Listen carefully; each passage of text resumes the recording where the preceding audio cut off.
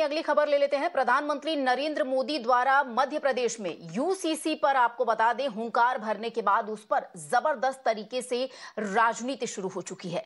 पूर्व केंद्रीय मंत्री और कांग्रेस नेता पी चिदंबरम ने एक ट्वीट में लिखा कि प्रधानमंत्री नरेंद्र मोदी का यूसीसी पर यूं वकालत करना महज महंगाई, बेरोजगारी, हेट क्राइम्स, भेदभाव से ध्यान भटकाने का लक्ष्य था। उन्होंने आगे लिखा कि यूसीसी आगे विभाजन पैदा करेगा, यानी बंटवारा करेगा और इसे राज्य सरकारों पर थोपा नहीं जा सकता।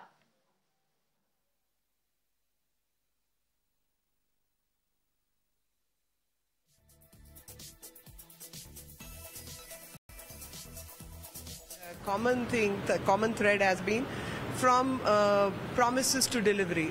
Whatever we promised, we delivered on those promises, and we have attempted to deliver on rest of the promises. The Uniform Civil Code has been one such promise which we have been asking for a very long time. We have been wanting that to happen in the country and gathering public opinion and working towards it. So in the past, if you see the 9-year rule, you will see that whether it was major decision on removing Article 370, we delivered there. It was our promise. It was our poll promise. If it was about removing triple talaq, we delivered there, and we did remove triple talaq as a practice and condemned it by making it a punishable offence. और चलिए सीधे रुक कर लेते हैं। हमारी सहयोगी नियामिका इस वक्त हमारे साथ लाइव जुड़ गई हैं। नियामिका, देखिए जिस तरीके से प्रधानमंत्री नरेंद्र मोदी ने कल मध्य प्रदेश में हुंकार भरते हुए कहा कि एक परिवार जब हो तो दो कानून उस परिवार के लिए नहीं हो सकता। उनका सीधा लक्ष्य था कि जब एक देश है, देश में रहने वाले लोग एक हैं, नागरिक सभी समान है, तो जो कानून व्यवस्था है वो भी हर धर्म, हर समुदाय के लिए एक होनी चाहिए। बहरहाल उसके बाद राजनीतिक जंग जो है वो छिड़ गई है।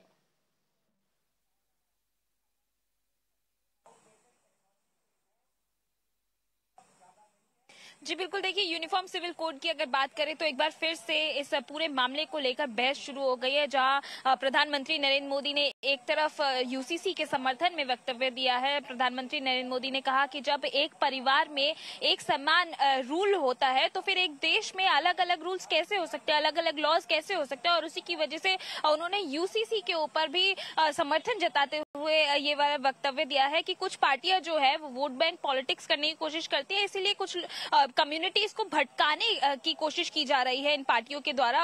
वहीं अगर दूसरी तरफ कांग्रेस पार्टी की बात करें तो कांग्रेस ने एक बड़ा आरोप भाजपा के ऊपर लगाते हुए कहा है कि यूसीसी का मुद्दा सिर्फ इसलिए उठाया जा रहा है क्योंकि 2024 में चुनाव आने वाले हैं और एक ध्रुवीकरण की राजनीति जो है वो भाजपा करने की कोशिश कर रही है, और इसी वजह से एक बार फिर से इन्होंने यूसीसी का मुद्दा उठाना शुरू कर दिया है। हालांकि अगर स्टैंड की बात करें कांग्रेस पार्टी की, तो अभी तक कोई भी ऑफिशियल स्टैंड नहीं लिया गया है कांग्रेस पार्टी की तरफ से, और लगातार जो तमाम नेतागण हैं, जो वरिष्ठ नेता है कांग्रेस पार्टी की, उनका यही कहना है कि पहले इस पूरे मुद्दे को जो है वो पार्लियामेंट सेशन में आने देना चाहिए और उसके बाद ही कांग्रेस पार्टी जो है वो अपना ऑफिशियल स्टैंड इस पर तय कर पाएगी।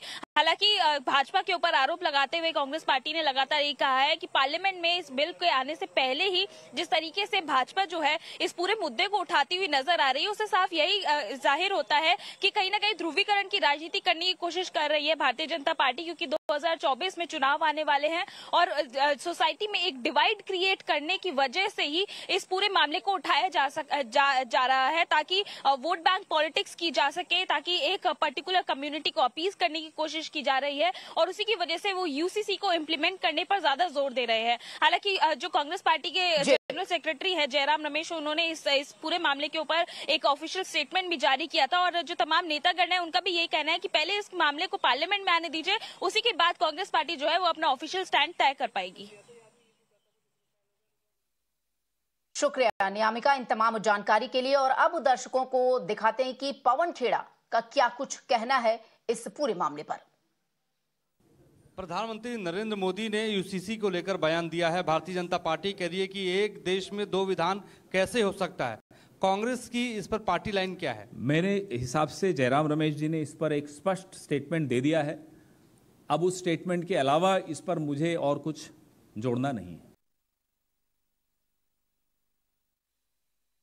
और चलिए सीधे रुक कर लेते हैं। इस वक्त हमारे साथ खुशबू जैन जी, सुप्रीम कोर्ट की वकील, हमारे साथ जुड़ गए हैं। खुशबू जी, सबसे पहले आपका बहुत बहुत स्वागत है हमारे साथ जुड़ने के लिए। यूसीसी पर बवाल तो देखिए शुरू हो गया है, लेकिन बीइंग अ लॉयर मैं आपसे ये जानना चाहूंगी कि भारत जैसे विविधता वाले देश में क्या यूसीसी को लागू करना सरल होगा, आसान होगा, या राह बड़ी कठिन होने वाली है?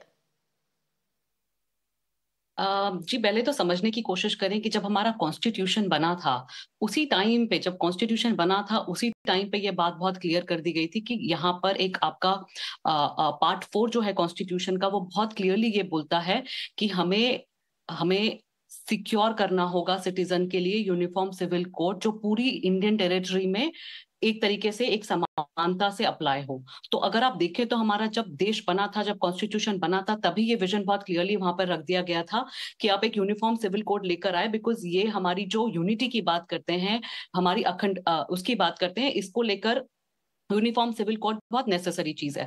दूसरी क्वेश्चन जब आपने बोला कि क्या इसको इम्प्लीमेंट करना आसान होगा हमारे जैसे देश में, तो अगर आप देखोगे तो पर्सनल लॉ सिर्फ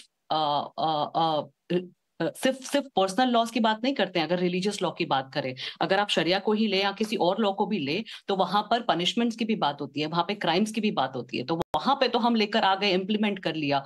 तो यहाँ जहां पे मेजॉरिटी ऑफ चीजें विमेन को लेकर होती है, जहां पे विमेन के राइट्स दबे हुए हैं, वहीं हम यूनिफॉर्म सिविल कोड को लाने की बात कर रहे हैं। क्योंकि अगर आप देखोगे तो ये पर्सनल लॉ कहीं ना कहीं किसी तरीके से जो विमेन की इक्वालिटी है, जो आज के समय पे हम देख रहे हैं, उसको पीछे रखती है, उसको ठेस पहुंचाने की कोशिश कर रही है। तो अगर आप रिलीजियस लॉ को ही टच नहीं करना चाहते तो फिर क्रिमिनल लॉज में भी आप रिलीजियस लॉ को ही अप्लाई कर दे। तो मेरे हिसाब से ये मुश्किल नहीं होगा। हमें सिर्फ लॉ लाने की जरूरत है, बिकॉज अगर हम बाकी चीजों में ला सकते हैं तो इसमें भी कोई डिफिकल्टी नहीं है लाने में। बिकॉज यहाँ पर अगर आप चीजों को देखेंगे कहाँ पे इफेक्ट होगा मेंटेनेंस पे, इफेक्ट होगा राइट्स फॉर मैरिजेस या इक्वालिटी की अगर हम बात करते हैं, बात होती है जहां पर आप मेंटेनेंस की बात करते हो, बात होती है जहां पर किस तरीके के लॉ है after marriage with regard to women, उनकी बात होती है। तो अगर आप इन सब चीजों को देखोगे तो ये एक ओल्ड ट्रेडिशन थे जो अभी इक्वालिटी की बात नहीं करते हैं, जहां पे मेल और फीमेल की बात हो।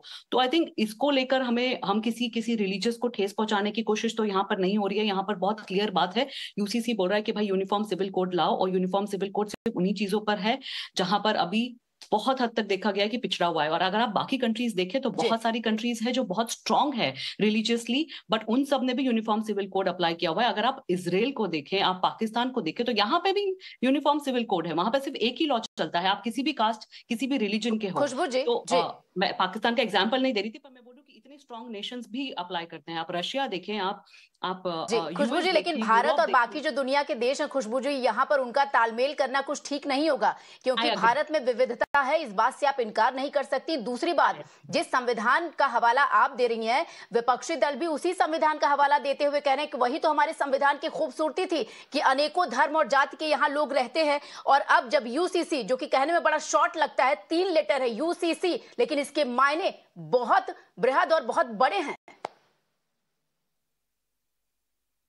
बात करते हैं तो वहां पर कहाँ चला जाता है ये बात कि हमारा जो रिलीजन है वो वहां आप पीछे कैसे हट जाते हैं? क्योंकि वहां पे पनिशमेंट बहुत स्ट्रांग है क्रिमिनल में लेकर, कि आप छोटी सी चीज करेंगे तो वहां पर पनिशमेंट्स इतनी स्ट्रांग है कि आप उस हिसाब से नहीं चलना चाहते, आप uniform civil code criminal law में लाना चाहते हैं। बट पर्सनल बात हुई जहाँ पे women rights are been taken for advantage, वहां पर आपका सारा रिलीजियस एक्टिविटीज आ जाता है। तो हम यूनिफॉर्म सिविल कोड उस तरीके से ला सकते हैं जहां पर रिलीजियस सेंटिमेंट्स हर्ट ना हो। बट रिलीजियस सेंटिमेंट्स वो नहीं कहते कि आप क्रिमिनल लॉ में या बाकी चीजों में आप यूनिफॉर्म सिविल आप इंडिया के लॉज को माने जो यूनिफॉर्म तरीके से चल रहा है। पर जहां पर बात आती है विमेन राइट्स की, जहां पे बात आती है मेंटेनेंस की, जहां पे बात आती है इक्वालिटी ऑफ विमेन की, जहां पर आती है कि हस्बैंड्स के राइट्स कर्टेल हो रहे हैं, या पेट्रियार्कल सोसाइटी हर्ट हो रही है, या मिसोजिनिस्ट पार्ट ऑफ सेंटिमेंट्स जो हमारे एटीट्यूड है उसको हर्ट हो रहा है, वहां पर सारा रिलीजियस आ जाता है। तो आई डोंट थिंक सो, मेरे हिसाब से तो यहाँ पर कोई रिलीजियस एक्टिविटी हर्ट नहीं हो रही है, या हमारी कोई अखंडता और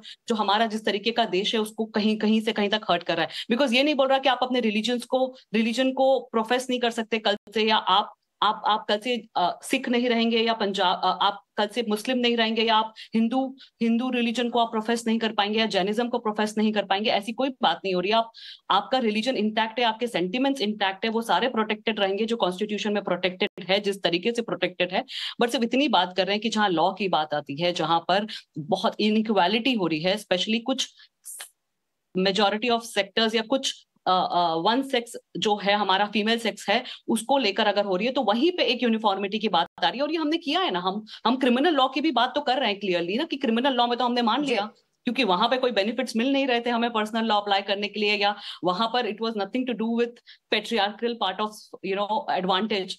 तो यहाँ पर मुझे नहीं लगता कि किसी भी अखंडता को या हमारे जो तरीके का हमारा सेटअप है इंडिया का उसको कहीं से कहीं तक हर्ट होगा या वो भंग हो जाएगा।